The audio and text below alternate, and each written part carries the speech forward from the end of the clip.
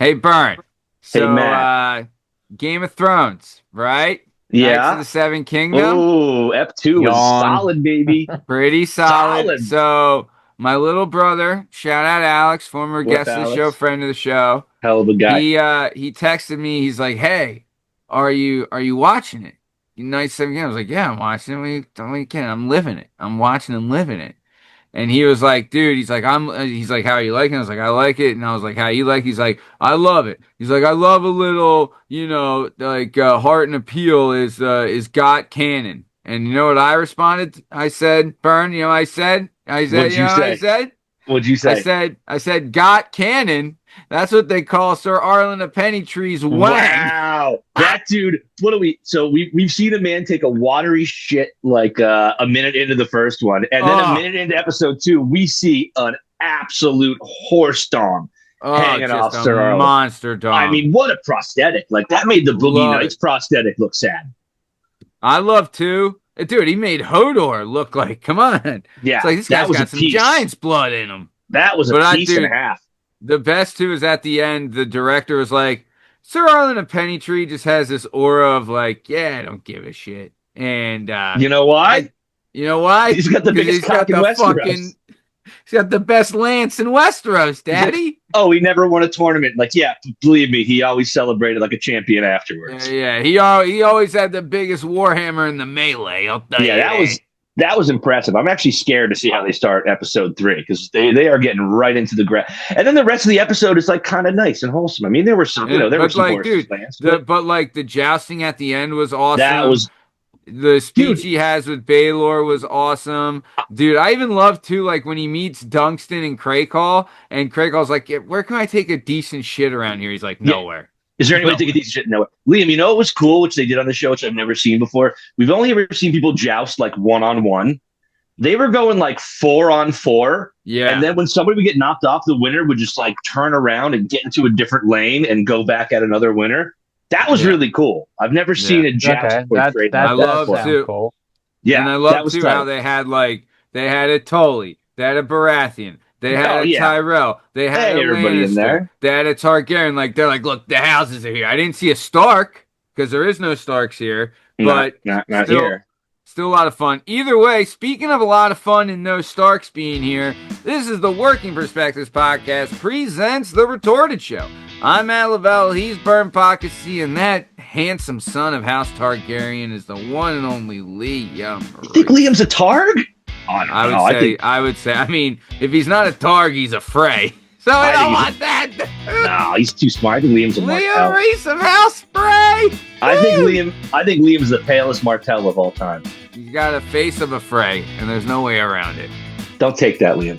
Face of a Frey, but the penis of an Arlen of Pennytree, as we know. The penis of a penny tree, that's for sure. Penis of a Pennytree. That's what you want. Either way, tonight we're going to bring you some good stuff. We're going to recap the championship weekend, AFC Championship, NFC Championship. Then we're going to give you some Royal Rumble info. We're going to give you some picks for the Rumble and 10 amazing facts about the Rumble. And then we're going to send you on your merry way. Look at that. Look at us. Easy night, guys. Fun. Easy night. Having fun. So let's kick it off. Let's recap the games. Bern, am I going to you? Yes, sir. Yes, sir. Guys, we had 2 very different games this weekend. We had the Patriots in Denver going on the road. Jerry Stidham chucks that ball early, and all of a sudden the Patriots fans, they got the B-holes tight. They got the B-holes real tight. Then Sean Payton decides not to kick that field goal towards the end of the first half. And after halftime, a blizzard rolls in. There is no scoring in the second half. There are 3 missed field goals and 1 blocked field goal. This is a 10-7 Patriots victory. Matt Lavelle, they had to grease up the poles in his high-income area. He was trying to climb up there to celebrate the Patriots and his boy Vrabel getting in there. But the Pats will once again be representing the American Football Conference in the Super Bowl. Whoopee! Oh, finally, right? You know, it's about after time. All these years. I mean, it's only been 12 years since the Seahawks played the Patriots in the Super Bowl. So, like, what are we even doing here? Malcolm Butler revenge game? You know? some will say. I mean, Hopefully. I'll tell you, the way the Seahawks look, so let's talk about that. The way the Seahawks looked. Let's just bring it back real quick. This was a 5.5-point line that Matt and Liam took New England on. By game time, it was down to 3.5.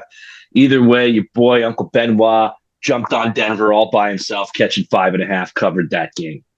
Shout out to cover for me. Cover for me. That was covered. That was solid. So I just want to say one thing. These please, Liam. We'd love to hear it. These fucking coaches with the 4th downs and not taking the points.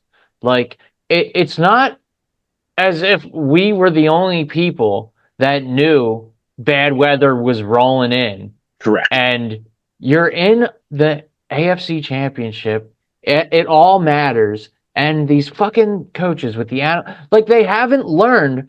Haven't we been doing this all playoffs long? Like, leaving points on the board, going for 4, letting momentum swing and everything. It just makes no sense. You have your backup quarterback in, dude. You fucking take it when you can get it, and it costs them going to the Super Bowl, dude. I do not get it. And Liam, here's what's crazy too. It's not like Sean Payton, some 39-year-old analytics guy brought up. Sean Payton's been doing this for a long time. I don't get it, dude. I seriously don't get it. But that's really all I have to say about that game, because once the snow started coming, it wasn't really. It was fun to watch. The defense is kind of, I don't know. Right. I kind of like watching that kind of stuff, but Well, yeah, whatever. It was a rock fight. But you kicked that chip shot. Yeah, in the first half. On. And you go, first of all, you go up 10-0. So now you got your backup quarterback. You're up 10. You're up 2 scores. If you can hold them off through the half, which they didn't, but I mean, you have a chance to go. You're giving them the momentum dude. None of it makes sense to me at all. It really doesn't. I don't know who was in his ear telling him to go for it, but whatever, That kind of changed everything too, Like, the whole game changed really after that, and then the second half just happened. You know what I mean? The Pats march down the field, they tie it up, and they end up sneaking a field goal. And of course, Stiddy ends up fumbling once, and then he throws a pick later on in the blizzard. You don't almost really want to count that because it was third down. They could move it. Yeah, you got to factor in your backup cornerback's probably going to have a turnover. Yeah, in the game. Yes. Get up 10-0 and figure it out from there. That's my also point. What do you think? He was going to go up 14-0? It's just points on the board, gang. Points on the board. The only devil's advocate I've heard that has made any sense to that is Peyton knew the weather was coming in, and 14-0 is game over.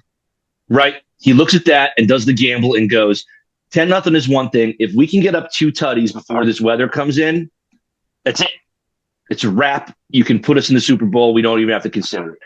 But I would expect a coach who has that much game experience to be able to look at it and go, I mean, we don't know. We know the weather's coming. We don't know exactly when it's going to show up. It ended up showing up right at halftime. They go to the booth and they come back on the field. And you're like, well, this is not the game I was just watching. But I mean, just a devil's advocate, someone was arguing for Sean Payton, saying he knew the weather was coming and he knew 14-0 would be over. There'd be no reason to even play the second half. Yeah. I mean, you take the gamble, but you lose. You lost. Yeah. No. Yeah. And hey, the gambler, he broke even. And his name is Mike Vrabel. Speaking of gambling, one last thing about that game. Once that weather rolled in, fucking Vegas and FanDuel, they cleaned up on prop bets and stuff. Oh, my goodness. Hope everybody took the under in that one. Yeah, the under and Drake May rushing, and everything else was pretty much shot. Yeah. My fantasy team did great, considering I had 3 of them were on the Patriots. But we'll talk about that next week. Let's move on to the next game, Benuti. Next game, man, it's the third time they've played this year. They have given us 3 scintillating, exciting games. Yep. Liam took the Seahawks. Me and Maddie took the Rams, catching 2.5. This is a 4-point Seahawks victory, 31-27. Again, we get a great game. We get a terrible, terrible turnover from the Rams special teams, which have absolutely buried them all year long. I mean, you see a punt returner fall down and the ball hits him on the face while he's laying on his back. Can't happen. I think you could attribute 4 of the 5 Rams losses to bad special teams play, including when you guys blocked that kick and took it to the house to blow the cover. Yeah. Their Achilles heel all year. It came up to bit them again. And listen, if we know Seattle's defense is the real deal, if their offense is efficient like this in the next game they play, they're going to be real tough to beat. Yeah, some would say impossible. It's going to be a good Super Bowl, I think. You think so? Yes, I do. agree. I know people are saying like, oh, Seahawks are going to like mash them up, but I think it's going to be a really good Super Bowl. Yeah. Well, Here's what we got from our boy. We're running the redemption story here, right? The Sammy D redemption story. Oh my gosh. Yeah, Sammy that was Darnold. Yep. 0 turnovers in the postseason this year. Now, they didn't play week 1 because they had the bye. Darnold threw for over 100 yards in the red zone last week. That's impressive, man. If you can get your red zone offense rolling like that, I mean, that's where most teams stall out. That's where the Rams certainly stalled out at the end of the game with the 3rd and the 4th. Trying to punch that one in there. Everybody scores in this game. If you had fantasy players this game, you were great. Stafford and Darnold each threw 3. Kyron Williams had 1. Walker III had 1. Puka had 1. JSN had 1. Devontae Adams had 1. I mean, everybody was on the board. This was funny to watch, too, because you watch this first game that turns into an absolute snow rock fight where they just kind of turn off passing in the second half. They're like, all right, we're going to turn passing off. And then this game, they were chucking till the final whistle. So 2 very different kind of games. But that's football's really the only sport you get that, man. And funny to think about, like, you know, in that first game, if Buffalo ends up beating – who did they play the week before? Did they play the Pats or Denver? Buffalo ends up beating Denver. That game goes to Buffalo or New England, which I don't know if it happens because there's 2 feet of snow on the ground at 3 o'clock on Sunday afternoon. Like, that might have been a Monday night game. So who knows? But Liam not only gets that pick correctly with Seattle, he also predicts 24-20 Seattle. So he had a Seattle 4-point victory, which hits exactly, which means Liam hits the tiebreaker. He will be choosing first his position when we do our fantasy draft next week. Love it. Postseason picks this year, I've hit 7. Liam's hit 6. Matt's hit 5. Oof. Oh. Oof. So there you have it. Wait, you mean I didn't know the most about football, guys?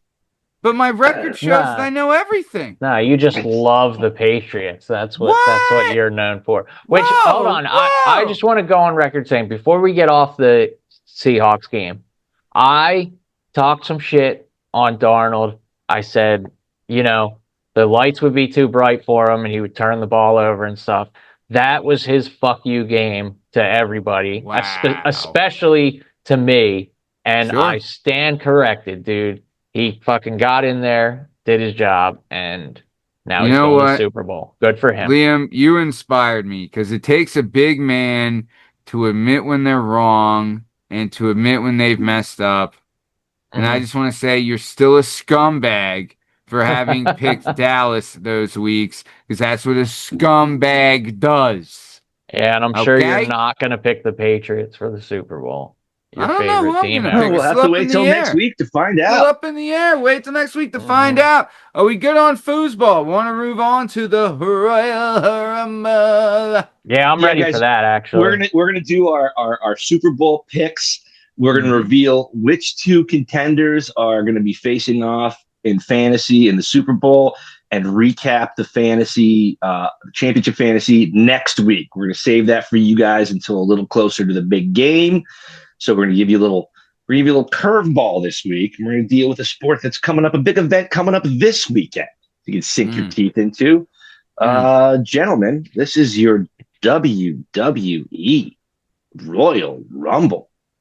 Oh, I'm so excited. Honestly, this is genius by WWE. Once again, marketing geniuses is that there's a week between the AFC NFC Championship and the Super Bowl. There's no football. You need something. You need something big. What bigger than the Royal Rumble? I've been to 2 of them. They're fucking incredible. I was at They the are. first ever Women's Royal Rumble when Ronda Rousey debuted. I've Did seen you some win? amazing. What's that? Did you win? Yeah, I've won every Rumble I've been to. Nice one. I'm All right. undefeated. Yeah. So the Royal Rumble this year will be in Riyadh, Saudi Arabia. You heard it. Riyadh, Saudi Arabia. It will be the 39th annual Royal Rumble, and it'll take place on Saturday, January 31st. It's just unbelievable. Can't wait. So there'll be 2 Rumbles and 2 matches on the card. So what are the matches on the card? It's AJ versus Gunther, right? Mm-hmm. Yeah, AJ And versus then, Gunther in a retirement match, right? yeah, And then you got that Drew McIntyre, Sami Zayn, right, for yeah, the title. yep, Correct? yeah. So you're Can exactly right. So there's the I, men's rumble, the women's rumble, Drew McIntyre versus Sami Zayn for the undisputed WWE Championship, and then Styles versus Gunther. can I ask a dumb question? What time No is such the thing. Rumble if it's happening in Saudi Arabia? Is it It's tape delayed or no, it's It- early. 2 They- p.m. It's going to 2 start p.m. at 2. Yeah. Well, So that's it when doesn't- the broadcast will start at 2. So it actually doesn't conflict with the UFC card Saturday night either, which is Mhm. which is Now, smart. I'm sure that's by design too, because they're Yeah. They're Together. fucking smart. Interesting. Okay, so this is an afternoon Rumble. The afternoon Rumble. Yeah.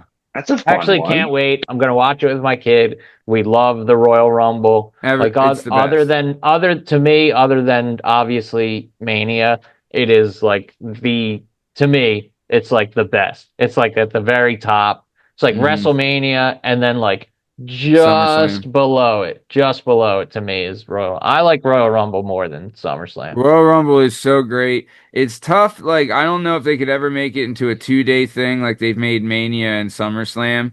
SummerSlam's pretty great too, but It is.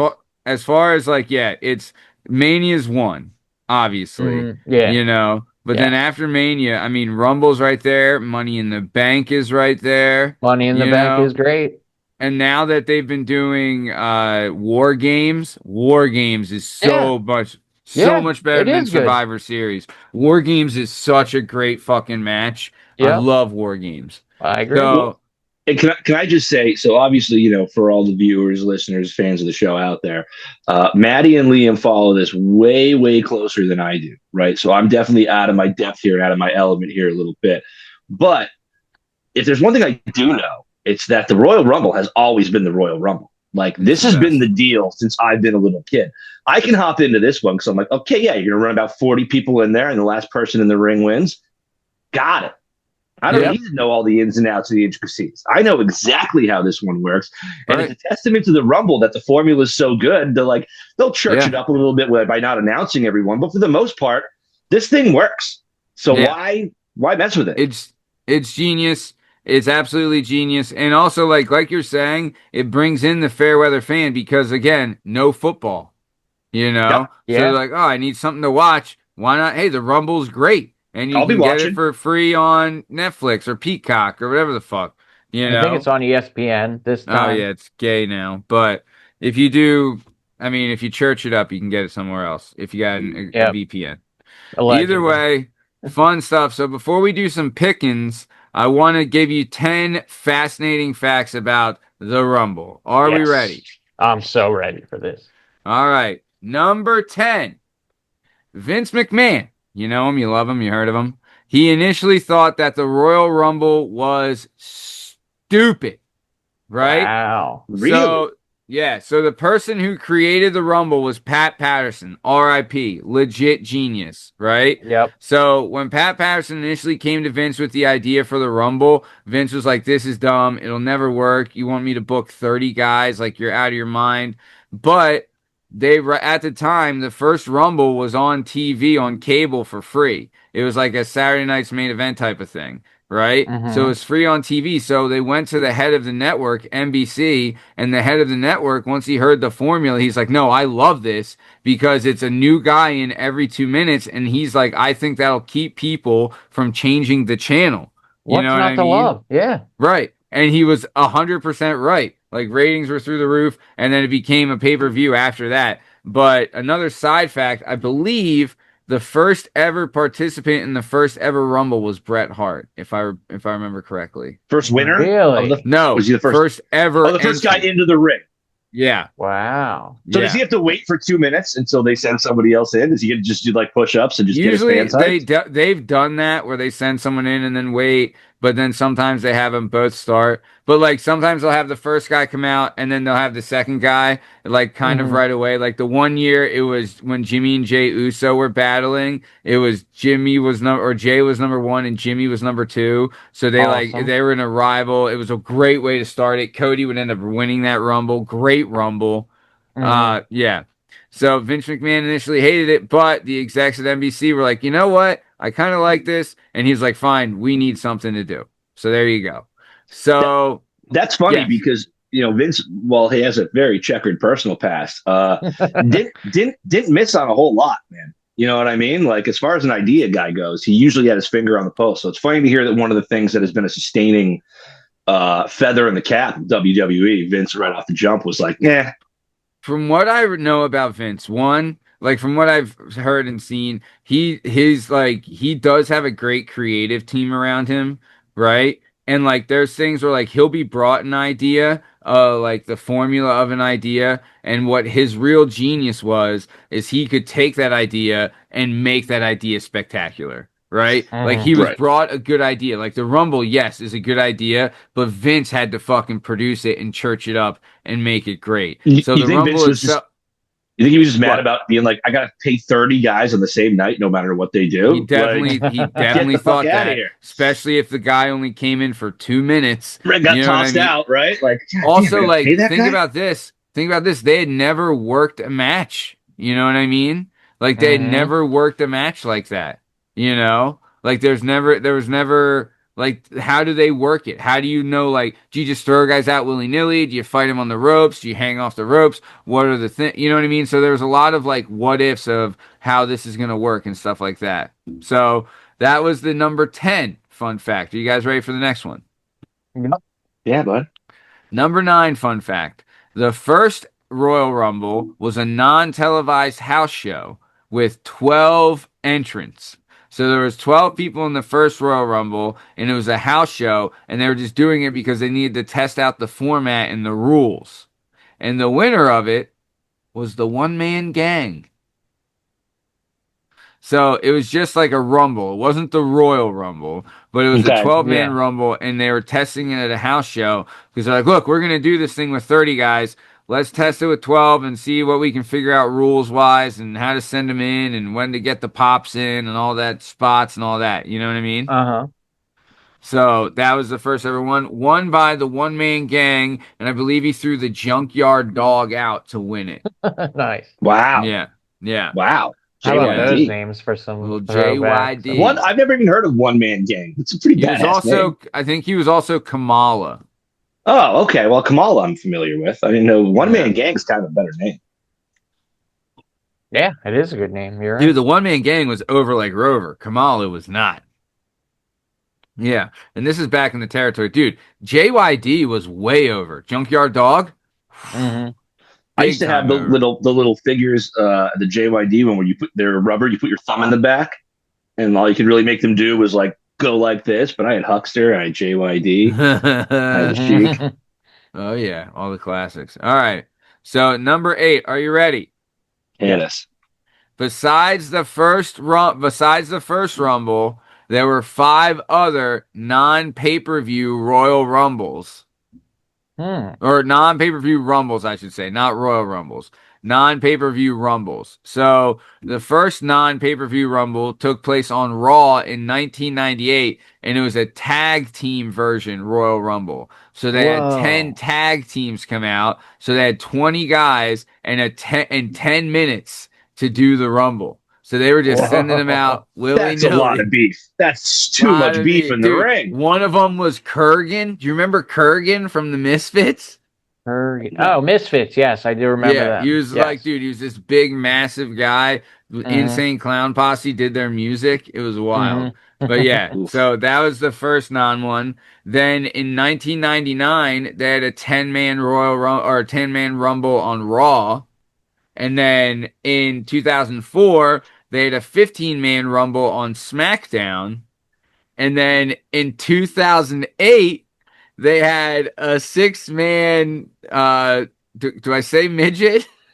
Or do Oh, I say geez. little Little people? person. They had Was a little Dink? person. Was Dink that- it? Oh no, 2004 is too late for him. Dude, that 2008. It was 2008. But in 2008, they had like I remember, or around this time, it might have been 2000. They had a WLC match, and Mhm. like it was Oh, gosh. it was commentated by Jerry the Wow. King Smaller. Oh You know, Wow. God. like I do remember Wow. him. I do remember the yeah. small king. So they all That's had a like great gimmicks. name. What It was incredible dude. marketing. If you look back, they used to have like the little people matches all the time, and they were Remember so they had the over. little Macho Man? I Yeah, remember Mighty Macho Max, Man got right? in one. He got in one side of the ring, and then the little Macho Man came out the other side of the ring. Fuck Yeah, it was great. great. Yeah, Was great. dude. They used to do great stuff with little people. That was in 2008. And then the last one, in 2011, there was a 7-man Rumble on Raw. And Jerry Lawler would end up winning it. And the winner got a title shot against The Miz. Wow. Wow. Yeah. So that was 2011. Yep. So that was fun stuff. Fun stuff. Right? Good. Mhm. Ready to move on? Manny, Yes, can sir. I interrupt for a moment? Please. I'd like to throw out my first prediction Oh, of a please. wrestler who is not currently included in this year's Royal Rumble. Talk to me. I think may make an appearance. All right. Love The it. thing we got to remember here is this is happening in Saudi Arabia. The money is really big over there. Really, Uh-huh. really big over there. This is a wrestler who recently ended their career to the chagrin of a lot of fans who weren't happy with the way everything ended. My first prediction is John Cena shows up for the Whoa. Royal Rumble this year. He avenges himself, but then lets somebody throw him out who is a more worthy successor to his throne. Guys, what do you think? No. That's- He lost he was one of the last two in the Rumble last year. It was him and Jey Uso. Did And not know that. Jey Uso beat him to win the Rumble last year.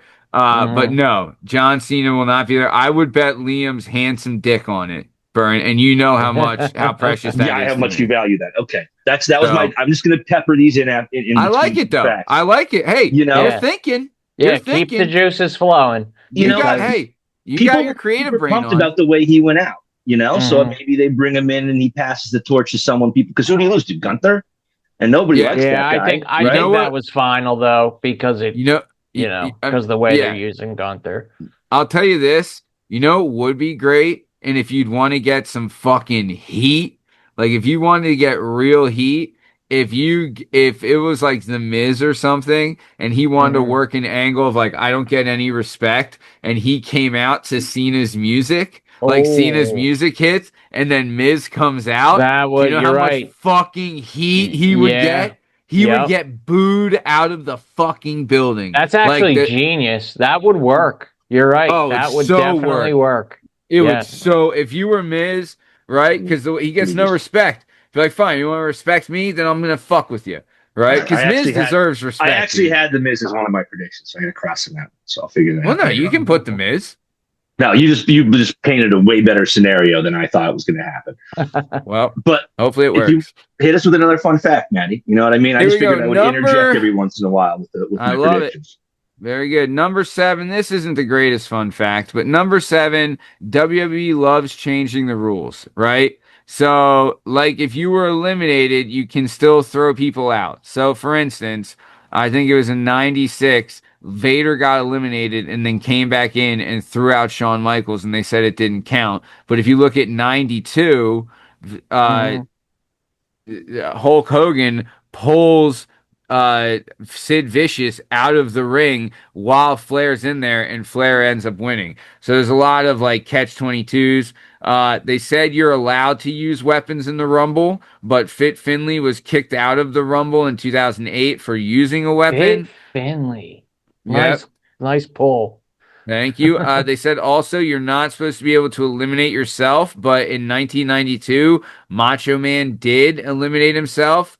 And then also, the biggest rule change and the one where they had to start saying both feet have to touch the floor is in 90, I think it was 95, when Shawn Michaels went over Yeah, I and remember when went he to was hanging skin the off the. cat Yep, and yep. one foot touched, and they said he's not eliminated. Both feet have to touch the floor. I remember that one Yeah. vividly, dude. Yeah. Same, because he fucked up. Yeah. No feet were supposed to touch the floor. You know? So, yeah. Had to make a Big time.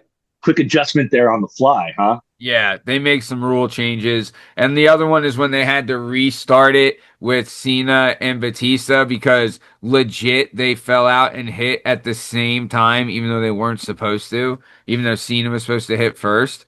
But it was still awesome the way that they did it. And also, side note, have you guys ever seen that clip of when Cena and Batista they fell out of the ring they were the last two in the Rumble, legit fell out and hit the floor like they slowed it down frame by frame, and they Mhm. legit hit the floor at the same time, eliminating both of them, right? Yep.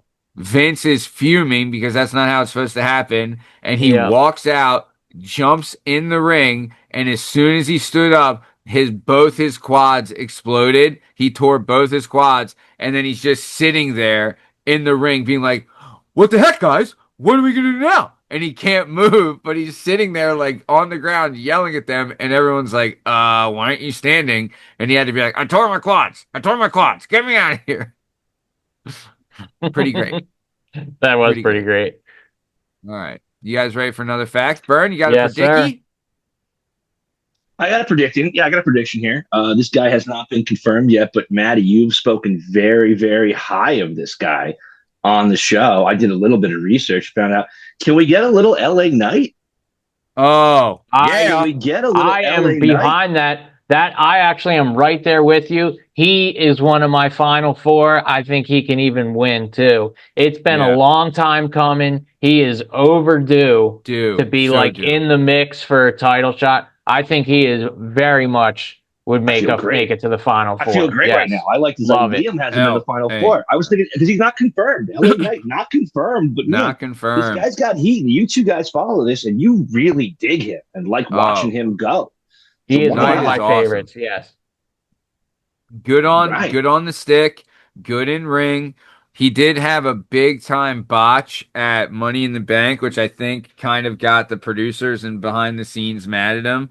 Have you seen the Unreal documentary? Mm-hmm. They go over it, and he completely blew the finish of the men's Money in the Bank last year, which would have set up a big rivalry for him and Seth. That's why their rivalry kind of like tapered off, and you haven't really seen a ton of him on TV. And I think it's because he fucked up that spot so bad, and he blew it up like technically, like he wasn't able to pull off the move, or he wasn't able to pull off. He did like they had this whole thing planned of like them two at the top of the ladder, blow for blow, battling it out. About to grab the briefcase. The other one, like this epic finish, and he just totally fucked it.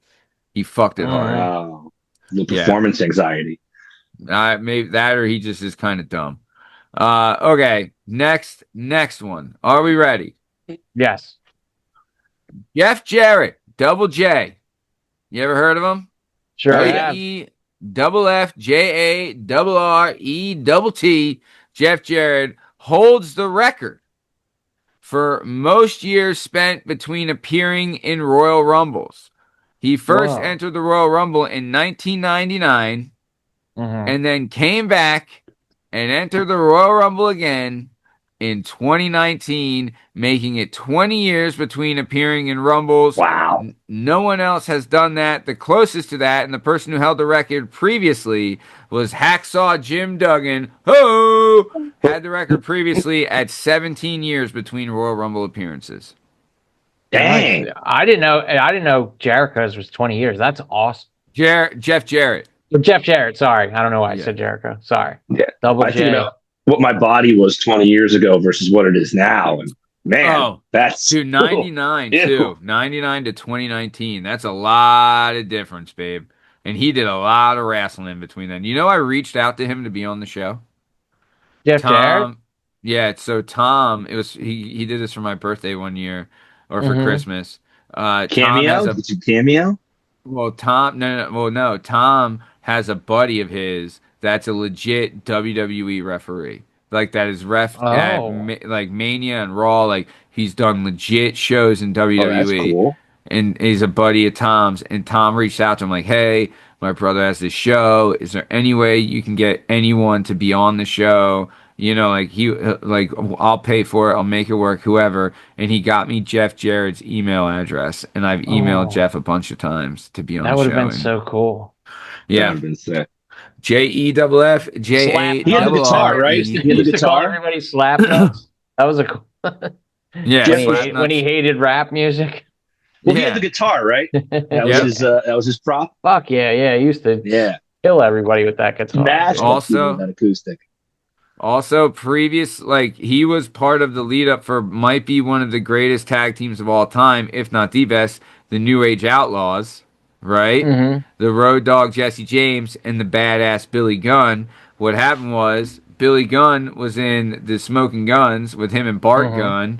That broke up. And Road Dogg, he was called the Roadie because he was roadie for Jeff Jarrett. And then Jeff Jarrett turned on him, busted him up with the guitar, and then Billy Gunn saved him, and then they became a tag team. Then they threw Terry Funk and Mankind in the dumpster, threw him off the side of the ring, joined DX, and then blew the fuck up. And then, oh, you didn't know? Massive. That's like as big as the, you can get. Oh, dude, one of the best entrances ever. And now Road Dogg is he's like one of the top producers for WWE. Quick aside, I think Slapnuts is hilarious, and I wonder. Remember a couple weeks ago we were talking about the license plate abbreviations? Could you get SLPNTS on I'm the sure license you play? could. You might be able to that get, you one is- might be able that's to a get that sneaky one one. through. Get that one through, and that would be awesome. Because if you know, you I know, you wouldn't pull on hate it. somebody, you're like Slapnuts. That guy. I wouldn't hate it. Slapnuts is great. I might start using Slapnuts. I might start calling my Slapnuts kids is great, Slapnuts. Yeah. But yeah, Yep. Bern, you got a predicky? I'm going with the women's rumble here. Woo! All right. Okay. Got a little women's rumble here. I'm going to reach into the past. I'm going to go with someone I know. Plastic surgery, guys, is an amazing thing. You can do anything these days with enough plastic surgery. That's right. I'm calling on Sable. Can we get Whoa. Sable into That the would be Women's Royal crazy. Rumble? Wow. That would be insane.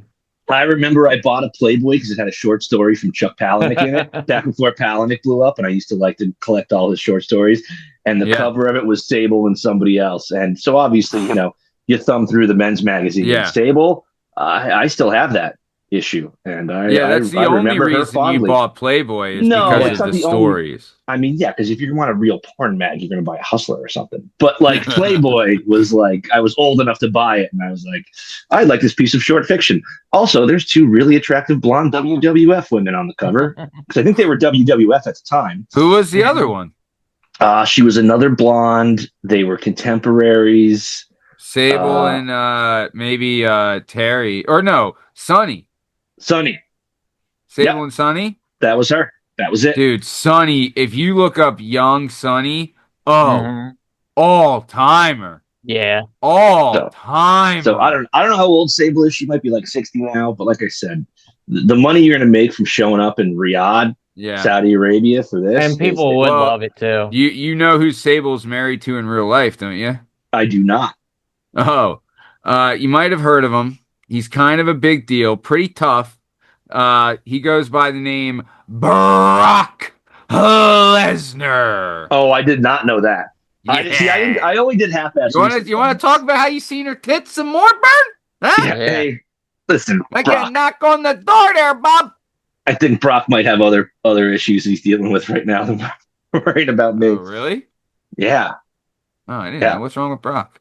Well, you know, he and Mr. McMahon were in a couple lawsuits together. Oh, That was pretty shit. graphic. Oh. Didn't know that. I know his daughter is like the top female shot putter in the Yeah. world. Does shot put? Yeah. That makes total So sense. shout out to her. Let's move on before Brock Lesnar shows up and kills us. You guys ready for the next fun fact? Yes, Yeah. sir. 1994, the Royal Rumble. Vince really wanted one guy to commentate. He wanted this guy so bad. He made offer after offer after offer to this guy. offering him huge sums of money to commentate on the 1994 Royal Rumble. Do you know who it was? I do not. Royal Rumble. No. The one and only John Madden. Oh, Vince wow. McMahon desperately wanted John Madden to commentate That's a great on the idea. 94. Oh, it would have been awesome. Absolutely awesome. Bringing like, dude, thinking of too, like bringing in the football crowd. You know, like look what he did I'm with sure McAfee, that's where his head was at. You know what I mean? He's like, it's in between the big game. Like, bring in Mac, bring him in, bring in the football crowd. And Madden loved by everyone. Like, loved by everyone. Universal. Do you know who they had instead commentate? Was the $1 Million Man jumped on instead. Not quite the same cachet, but John Madden. I mean, he was, dude. Ted DiBiase was his all-time heel, dude. He's one of the greatest ever, I think. Yeah. Being like a bad dude, guy. Ted DiBiase, he's incredible. Absolutely incredible, for sure. Dude, he had the best gimmick. So, have you guys ever seen his videos of what he used to do? So back in the day, what they used to do is before like shows, they would have people show up, the fans, and it would be Ted DiBiase would pay them to do something. And one of them was dribble a basketball 10 times. Oh, right? yeah, I remember. I know where you're going with this. So, like, the first person came up, did it. Ted DiBiase gave him $100. Next person came up, did it. Ted DiBiase gave him $100, right?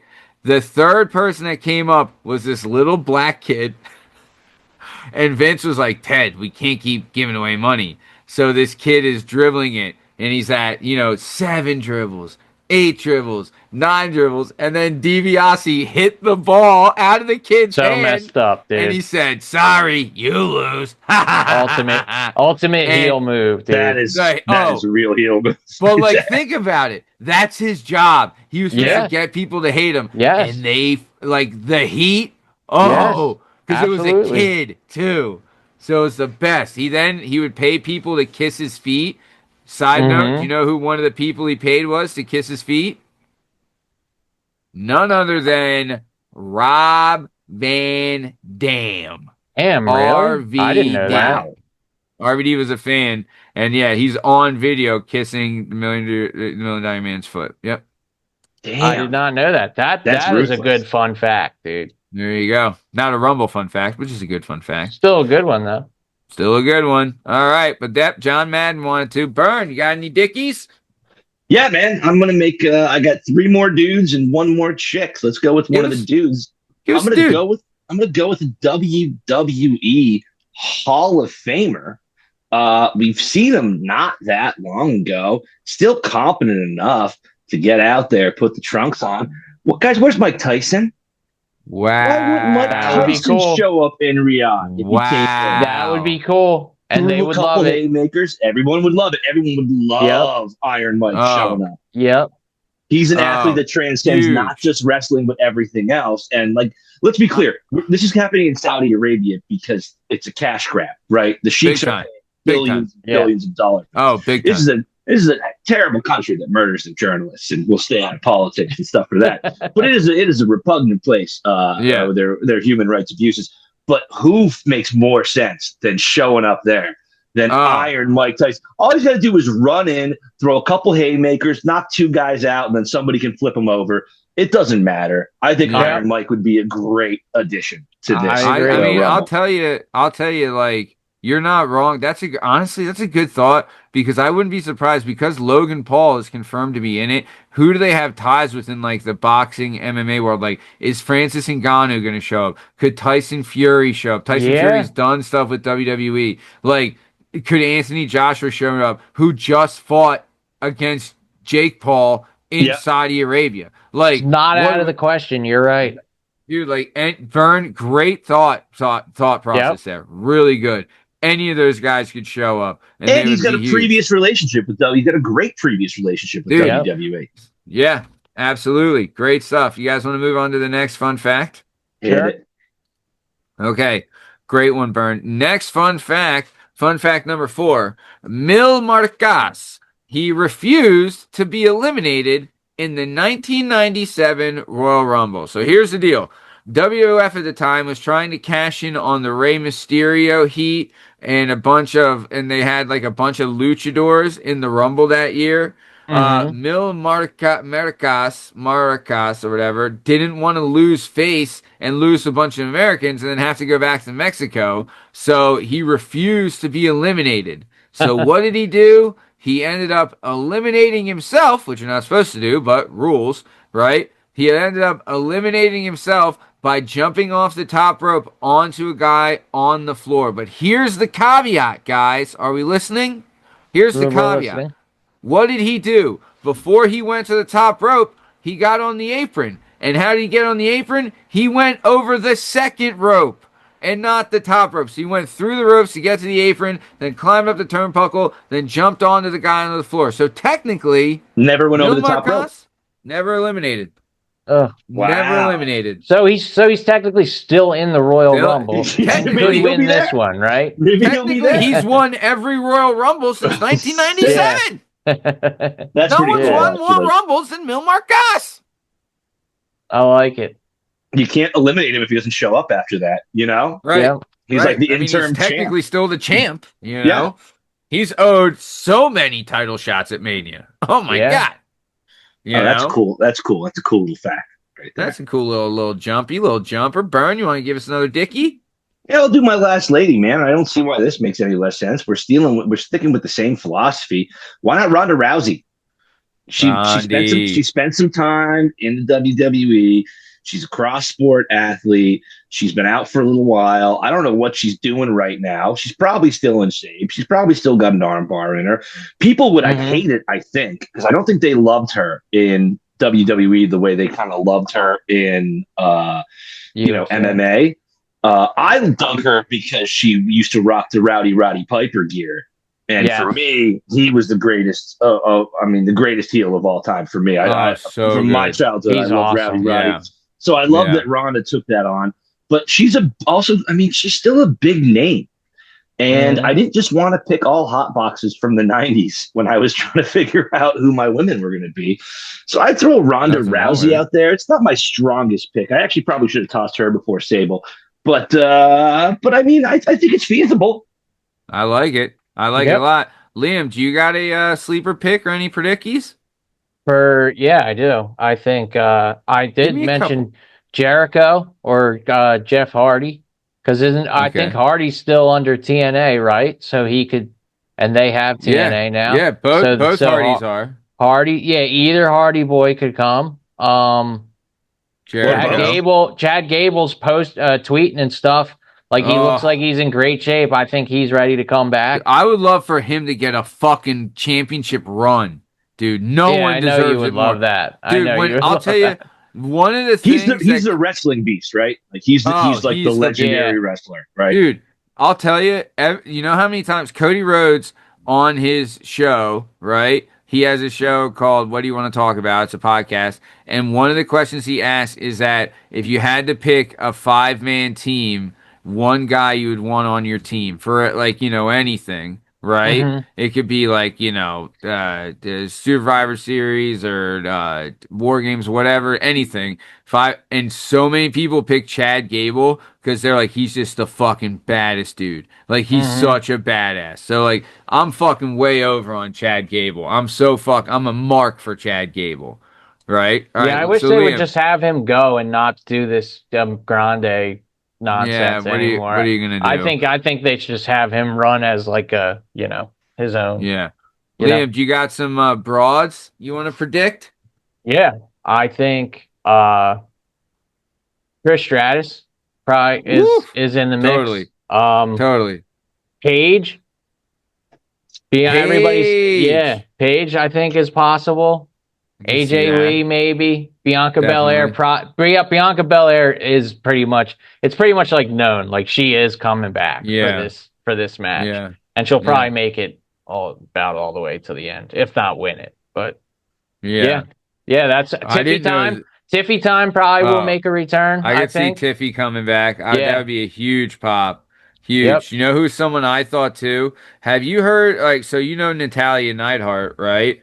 Yeah, have you, like the Hart family. Yeah, but have you? She's Sorry, go ahead. No, go. Bret Hart's niece, right? Bret Hart's niece, Jim the Anvil Neidhart's daughter. Yeah. Yes. So she's got a new gimmick called the Low Key Legend, where it's like she does like shoot wrestling matches, and it's so fucking over right now. Like if it comes back and she debuts as the Low Key Legend at the Rumble, you're gonna see a massive run from her if she comes back as the Low Key. I am not against a Natalia return, dude. Not at all. Oh. Not also at all. too, like as far as women go, they like all the girls say like in the ring, Natalie is top notch, like technique, like just so good in ring. Like Natty does do good work. That's what you want as a competitor, right? Somebody who you know is technically sound and is not going to hurt you and is going to do what they need to do, and like the script is going to go the way the script goes. Like you'd rather wrestle somebody who you know knows their stuff than maybe someone who you know is going to like. This person might put me over, but they're a little dicey. And they can hurt you. Yeah. Like everyone loves working with Charlotte Flair, but apparently she's stiff as shit, and she makes Bern pretty stiff too. Heyo. Next, also Liam, Bern. What are the chances of what's her name, Sasha Banks coming back? Sasha Banks? I mean, I don't know. Is she available? Did you not hear the story about Sasha Banks? No, tell me. So tell me Sasha Banks has been in AEW for a long time. Yeah. And she has like every strap. She's like the most over chick in AEW. Like that's her gimmick, right? So that's why I was asking if she's available, you know? Well, I don't know, but I know this. So in the Unreal documentary, her and Naomi talks about it, that they were at a major show. I want to say it's like SummerSlam or Survivor. It was like it was a bigger show, and they were there, and they dropped. They didn't want to they didn't like where creative was going, and they walked out and never came back. And I feel like it was Sasha kind of talked Naomi into it because they didn't like their storylines, you know? And so Sasha left, never came back. Naomi left, went to TNA for a while, like rebuilt the Knockouts division and all this stuff, and came back in a blaze of glory. Like Naomi did really good work and earned her way back. Where Sasha left, went to their main competitor and really said "fuck you" to WWE the entire time. So I don't think she's coming back. But not for this payday, right? No, this has got to be the payday of paydays. So, all right, good. You guys ready for the next comment? Here's the fact, Maddie. All right, so the 2000 Royal Rumble. Is this number 3? This is number 3. All right. Yep. So number 3 fun fact: the 2000 Royal Rumble almost ruined business in the UK for WWE. So here's what happened. Channel 4 in the UK offered the PPV, the pay-per-view, for free. You could view it for free in the UK, and I'll tell you, really, WWE was not happy. Vince was psyched about that? Yeah. This was also in 2000 where business was booming. Right? This was on the road to, I think, WrestleMania. It would be WrestleMania 17, which is one of the best, or maybe it's WrestleMania 18, but it's it's 16, sorry. But it's really good Mania, and WrestleMania 17 would be the best Mania, some say. But it's really leads into a really, really big a really big Mania, a lot of stuff going on. Apparently it was an awesome Royal Rumble as well. Mae Young ends up getting naked in the Rumble. It was a super violent Rumble because hardcore stuff was really big at the time. And then also Cactus Jack and Triple H beat the shit out of each other and put on a hell of a performance. So apparently it was a great Rumble. And the Channel 4 wanted to give it away for free. And that's why the WWE didn't have a pay-per-view in the UK for years after that. How old was Mae Young at that point? Oh, God. Mae Young was old, dude. So, Mae Young was really old. I'm sure we're talking about the same person. It is. Yeah. You did not want to see it. It was not that good. I do remember thinking that was really weird. That was a weird choice by them, but they were also at that time WWE was completely off the rails. and they were Yeah. just doing anything crazy. I mean, it's kind of hilarious. It's like we had all these hot chicks out there. Well, guess what we're going to show you? Yeah. Mae Young naked. I think Mae Young had a storyline this year where she would have an affair with Mark Henry or something. This year? Yeah. In 2000, that same yeah. year. That same Okay. year. I thought you meant 2025 or something. No. Oh, Yeah, that was honestly? weird. You're right. She That dead, but- Mark Henry thing was weird too, dude. That was, dude. Yeah, they were doing some wild because he shit would end back up being then. his moniker would be Sexual Chocolate at the time. So she had like a big affair with Sexual Chocolate. It was honestly He's a large great. man. He's a large man. Yep. Dude, the largest. So, all right. Next thing. Are we ready? Yes, sir. Yes, All sir. right, here we go. Number 2, Maven. Bern, you might not know him. Liam, you might have heard of him. Maven, he won Tough Enough, I think in 2002 or 2001. And he had a big moment in the 2002 Royal Rumble where he eliminated The Undertaker, right?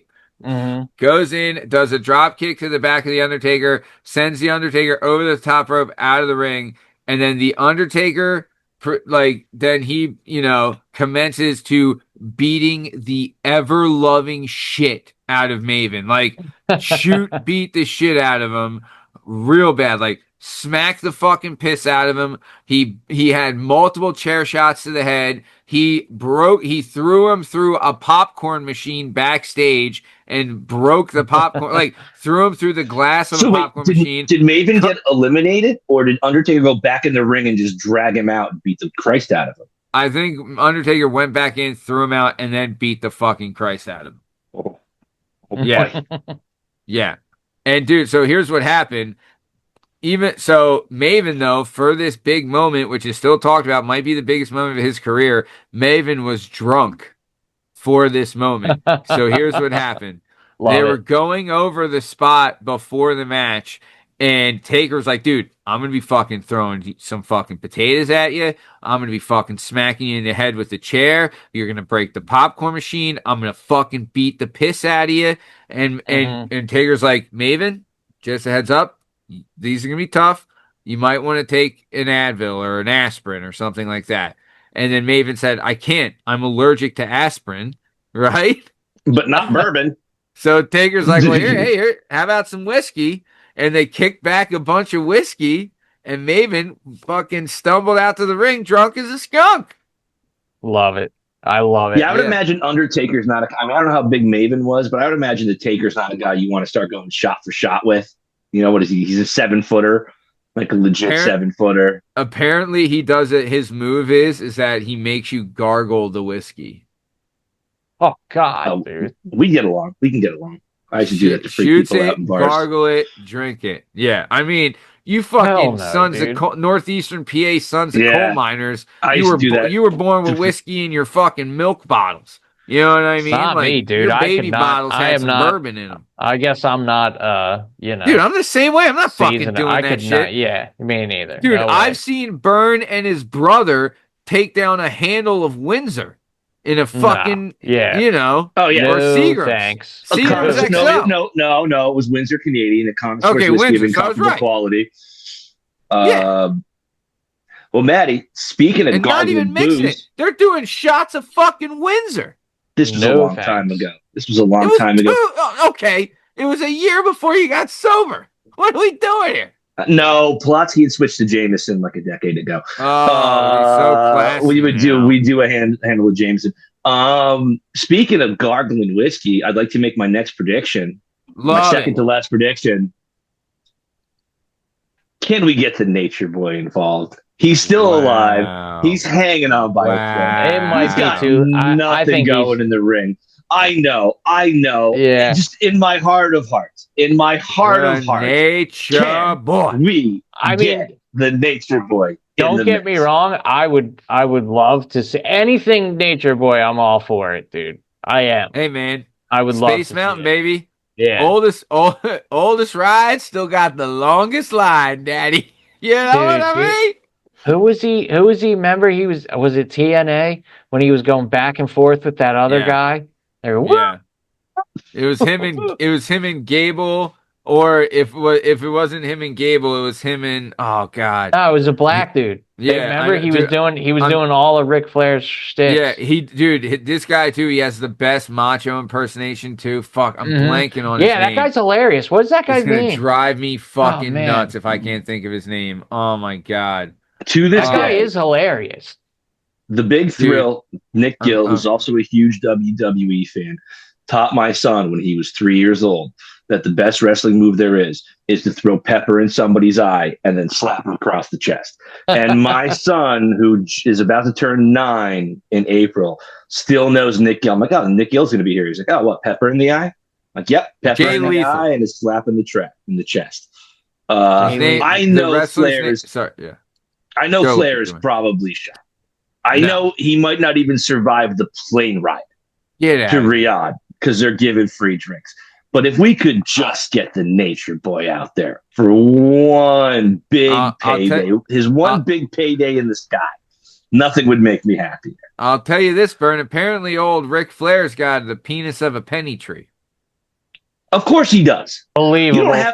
You don't have that fucking name. You don't have that haircut and carry yourself that way for 45 years unless you know you got something in the holster. Hey, babe. Hey. Limousine riding, jet flying. Come on, man. That was my hope. Space Mountain, Daddy. Space Mountain. That's my long shot. I have one left. I have one more left. We'll save. Give it to me now because I'm about to be at 1. Do you want it right now? I want it, Daddy. Do you want the greatest work of all time? Oh, I would love it. The greatest work of all time. Love that you're using wrestling lingo too, Bern. Love it. Come on, man. I did my research. We're doing the greatest work of all time. We're talking about a guy who is iconic, was iconic for decades, outspoken, great on the mic. Oh, he's dead? Who cares? The ghost of the Iron Sheik will show up in Saudi Arabia and blow everyone's doors up. He's not dead. He's been lying in wait for 8 years, just waiting for a big event to come back to the Middle East where the Iron Sheik retakes his throne. I'm going with the Iron Sheik / the ghost of the Iron Sheik shows up. Sheiky, baby. You know who still is kicking, though? The great Khali. He could fucking show up, dude. He could show up. Possible. Okay. I could see that. I could see that happening, bro. I will say this is that the Iron Sheik is credited for coming up with the word jabroni. Great. Believable. Dude, remember when he was on Howard Stern? Hammered, he was talking all that so shit? Good after his wrestling career. Yes, he was so good. Dude, he was if you guys saw like when Twitter first came out and I started being on Twitter, Sheik was just be like, fuck you, I'd kill you, and he would just tweet Hulk Hogan every single day. Yeah, that was awesome. He was awesome. Dude, Sheik also, like, if you look at young, I know when we got on Sheik, he wasn't like in shape. Dude, if you look at young Sheik, he was fucking like he was a shoot He was wrestler. an Iranian wrestler. Yeah, like he was a legit, really good wrestler, and like yoked, dude, so strong, dude. Yeah, Sheiky Daddy, you know, he was apparently the first one to start saying jabroni. He created jabroni, so nice. Give me the ghost of the Iron Sheik. Yes, Liam, give me your last Dickies. My last Dickies. So I know they told him there were no spots left. I say Finn Balor gets himself. Yep.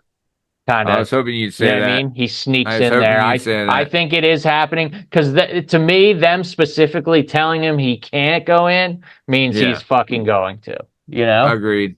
And then for chicks, probably like Michelle McCool, Sol Rocca.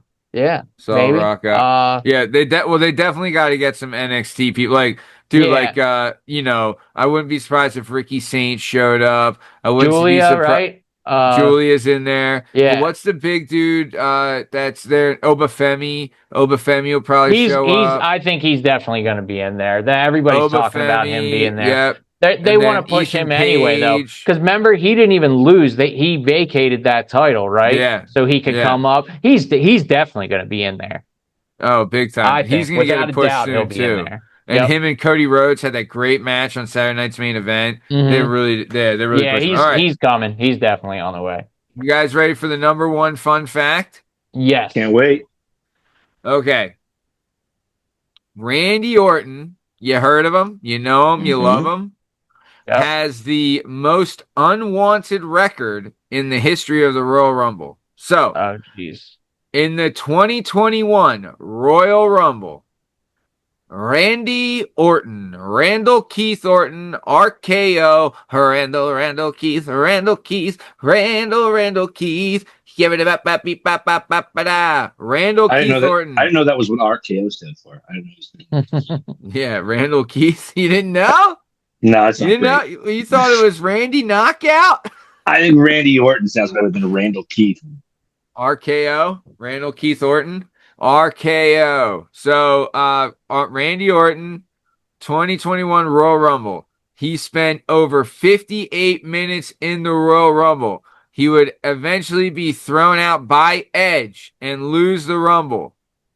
Randy Orton holds the record for most time spent in a Rumble without ever eliminating anyone. Oh. So he was in the Rumble for over 58 minutes, made it to the last few, How does that even and happen? never How's that eliminated possible? anyone. In the 2021 Royal Rumble, he never eliminated anyone. How? That How does had to that be a even mistake. happen? That had to be a mistake. Nope. Yeah. I mean, maybe. It was also a pandemic Rumble, FYI. But at a certain point, like, It's still I a know guys Rumble. come in every 2 minutes, but at a certain point, like, there's going to be 6, 7, 8 bodies in there. Someone's Like, how got do you clean not house. get somebody out? Right. How's Randy not cleaning house? He was in there 58 minutes and didn't throw anybody out. So he holds the record for the longest time spent in a Rumble without throwing anybody out. And that does it, fellas. That does it for my top 10 fun facts. Let's go over some stuff. Go ahead. Can I tell you my favorite record for the least amount of time spent in a Royal Rumble? Or maybe it rivals Randy Orton with most time spent in a Royal Rumble without eliminating everybody. When we were kids, we were jerks. Right? Mhm. We were all jerks as kids. The biggest And jerks. so what happens is you find your nicest friend Yep. and you jerk down on him real hard. Everyone Big time. jerks down on him. Our nicest friend was former guest of the show, fan of the show, listener of the show, Dan Gallagher. Right? Love him. Love Mhm. Gallagher. Love Gallagher. Big old head. Huge rivals. The Gallaghers rivaled the Lavelles in sheer volume of head. You know what I Yeah. mean? Just skull size. Big old dog. What we used to do to Gallagher, and by the way, Gallagher was the biggest and strongest of all of us, so it's always the guy you pick on, right? That's Sure. real smart. So me, my friend Dean, my friend Richie, and Gallagher were really into the N64 WCW games came out. Oh my gosh, Right. they were so good. So good.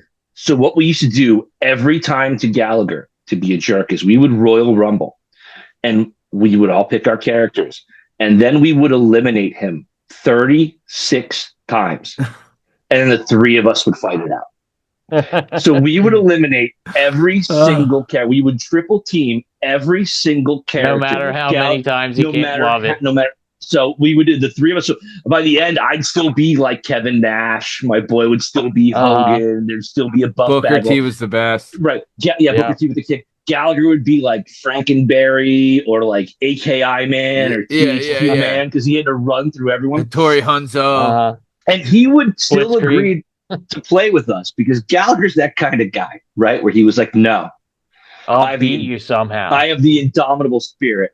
All right. He was the youngest of 5 boys. He grew up like, no, I will take what I need. And we would do this to him over every sleepover, every scenario. We would eliminate him 37 times before the three of us would then have an actual fight. And God Did he ever Gallagher. win? No. Hawk Hanna? You never Hawk Hanna it? He never was able. I mean, he would get close, but you'd always have someone come. so- Yeah, but I it guess would if you're 3 against you, it's impossible. It would legit be you three go against him, eliminate him, and then sit there and wait for his guy to come back come out. in Eliminate.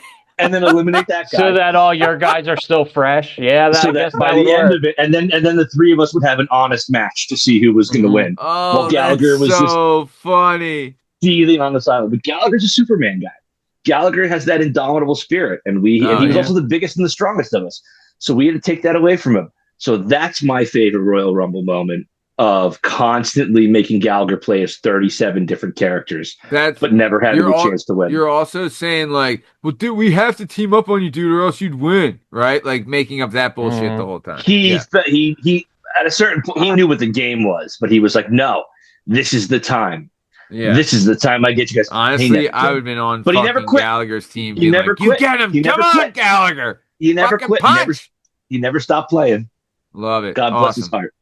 All right. So before we get out of here, because we're way over time, so Bern's guest appearances or predictions that he thinks is going to show up in the Rumble. He thinks it's going to be John Cena, LA Knight, Mike Tyson, Ric Flair, and the Iron Sheik. Liam thinks it could be. Yep. The ghost of the Iron Sheik. Ghost of Sheiky. Liam thinks possible predictions showing up in the Rumble are Jericho, the Hardy Boys, Chad Gable, Great Khali, and Finn Balor. Bern's female predictions showing up are Sable, a.k.a. Sable Lesnar, and then Ronda Rousey. And then Liam thinks that Trish Stratus, Paige, AJ Lee, Bianca Belair, Tiffany Stratton, and Saul Ruka could show up. And then I thought Natalya Neidhart, a.k.a. Low-Key Legend, might show up. And then Sasha Banks would fucking shock everybody. But yeah, who do we think's going to win it, boys? Make it quick because God knows we don't have the time. For the girls, I think Liv Morgan makes it all the way through and wins. I think Liv wins the girls. If not her, then Bianca Belair probably comes back and wins. I would love for Liv to win. But I do think it's Liv. For the guys, that's a little bit harder. I want to see LA Knight win it, but maybe Cody. Maybe Cody or not Roman Reigns though, because he's like kind of part-timing now, right? Yeah. Dude, fuck it, man. Nah, I want LA Knight. LA Knight or I guess Cody makes it though. It's got to be Cody again because then that'll make him a three-timer, right? Yeah. Yeah. It's looking that way. Cody or LA. That's what I'm Bern, predicting. Who are you thinking, Daddy? I'm going with Sable and Ric Flair. Oh, Braun Breaker is going to be in there, right? Braun Breaker will definitely Braun be Breaker in there has a real chance of beating it. Yeah. Okay, I changed mine. Not LA Knight. Braun or Cody. That's my choices. Love it. I'm with you. I think it's gonna be Braun or Cody for the men's, and then I like Liv for the women too. So I'm just copying you, but that's good stuff. I'll give you a real answer. I'm gonna go with I'm gonna go with LA Knight and I'm gonna go Charlotte Flair. LA Knight, Charlotte Flair. Oh, Charlotte. Love it. Want more of it. Nice. All right. Well, speaking of LA Knight and Charlotte Flair, this has been another episode of the Working Perspectives Podcast presents The Retorted Show. I'm Lavelle. He's Bern Podcasy, and that handsome bastard with the beautiful penny tree penis is the one and only Liam Reese. In case you're wondering, you can find all our stuff and all our content on all podcast platforms and YouTube at Working Perspectives Podcast. Hang out with us on Instagram, Working Perspectives Podcast. Join us on Twitter and TikTok at WorkingPod. If you'd like to be a guest on the show, please email us at workingperspectives@gmail.com. And please like and subscribe. We'll keep bringing you this sweet, sweet content. Thanks so much for listening, and we'll catch you on the flip side. Thanks. See you.